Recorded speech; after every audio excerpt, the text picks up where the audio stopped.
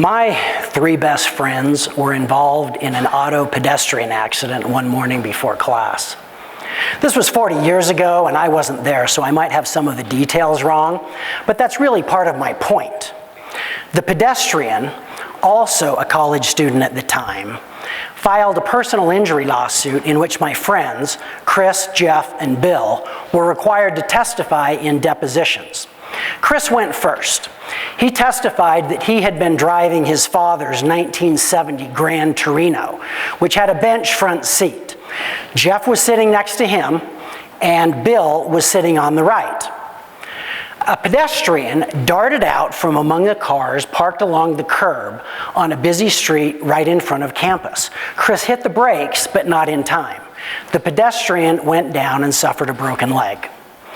Jeff testified next, said that he was sitting in the middle between Chris and Bill, and he confirmed Chris's testimony that the pedestrian was not in the crosswalk. Bill testified last, said he was sitting in the middle between Chris and Jeff, and testified that it happened exactly the way Chris and Jeff said it did. But wait, did you catch that? Bill said he was sitting in the middle, while Chris and Jeff both said Jeff was in the middle. Was Bill lying? How could he have forgotten such a fundamental fact? Or maybe it was Chris and Jeff who were fabricating their story. If these three couldn't even agree on something as basic as who was in the middle and who was on the right, how could the rest of their testimony be trusted? That lawsuit ended in a settlement well before trial, and everyone went on with their lives. But whenever we see Bill, we still tease him. Hey, Bill, were you sitting in the middle? After we graduated from college, I went on to law school and now have spent more than 30 years as a trial lawyer. I have examined and cross-examined hundreds of witnesses. They all are sworn to tell the truth, the whole truth, and nothing but the truth. Other than that, witnesses are like snowflakes. No two of them are alike. That's not really surprising given the number of different personalities out there. What is surprising, fascinating, and ultimately revealing is that in virtually every lawsuit, two witnesses live through the exact same events. But when it comes to testifying, they say the opposite. One of them says night, and the other says day. For example, in a contract dispute, one witness testifies that the shipment of computer chips was delivered on time and functioned properly. The other witness testifies that the shipment was 3 months late and the chips never worked. In a business fraud case, Smith testifies that he invested in a sham real estate fund because Jones promised him a return of 32% interest per month. Jones testifies that the investment was completely legitimate, and if you just let him out of jail, he can get all the money back. In a partnership dispute, Partner A testifies that the business is worth $100 million. Partner B testifies that the business is almost bankrupt.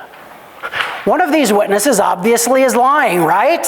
Or at least badly mistaken. After all, the shipment of computer chips arrived either on time or late, and they either worked or didn't work. It can't be both night and day at the same time. For many years, that's what I thought too, and it angered me. I felt outraged that in every lawsuit, one witness, always the witness on the other side of the case, was lying and wrong. I thought it was my job to tell the truth and prove the lie, and I performed that job zealously. Then one day I got hit over the head with the proverbial baseball bat. I was in the middle of a 6-week jury trial and cross-examining one of the opposing side's key witnesses. He was lying, of course, and badly mistaken, and I was trying to draw that out of him and prove it to the jury. I was slicing his words apart with a razor, or so I thought, and he thought his retorts were just as sharp. After a couple of hours, a wise and no doubt weary judge called a recess. He hauled the lawyers and the witness back into his chambers, slapped us around for 10 or 15 minutes, and told us to stop arguing with one another, to stop irritating the jury, and start proving our case. At first, I didn't get it because I thought I was proving my case. But over time, I came to understand what the judge meant. And I came to understand something monumentally important about human perception, memory, and problem solving. While no doubt there are some witnesses who are stone-cold liars, the more witnesses I've seen disagree on what is night and what is day, the more I've come to recognize that most witnesses are just telling what they've been sworn to tell, the truth, the whole truth, and nothing but the truth, as they perceive it and remember it. They simply perceive it and remember it differently. The fascinating and revealing point: human perception can be both different and honest at the same time. To illustrate, think of the dress that went viral a few years ago. The dress is either gold or blue, or sometimes both, depending on your perception. This revelation opened a new frontier for me as a trial lawyer. If two witnesses, both true believers, could perceive the world so differently, I was never going to convince one of them otherwise. So I stopped trying to prove the other side was lying and wrong. Instead, I started focusing on what is necessary to win.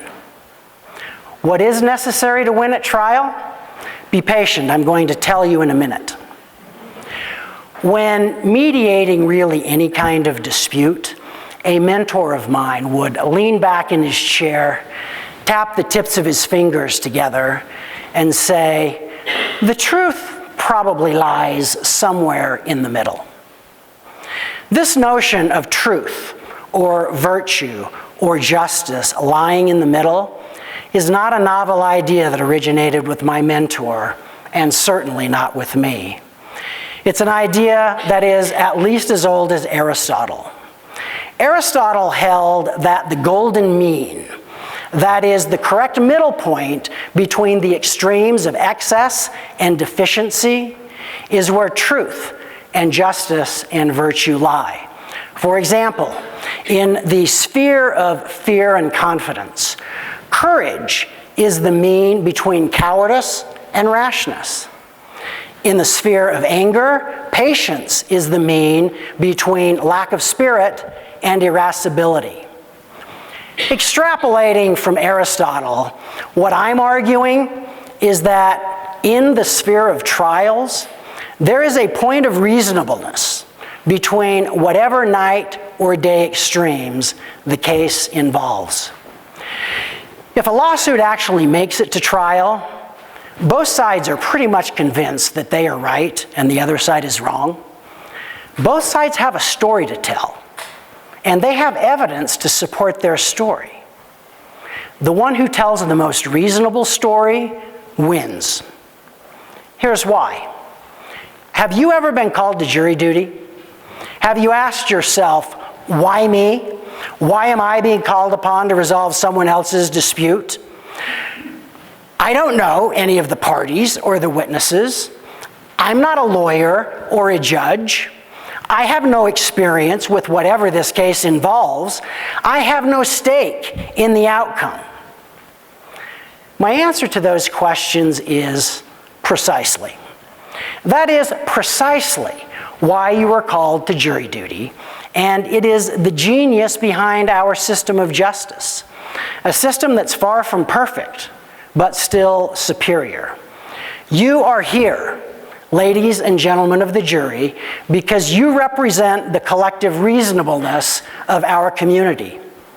Your life experiences have taught you about extremes and about the golden mean between those extremes.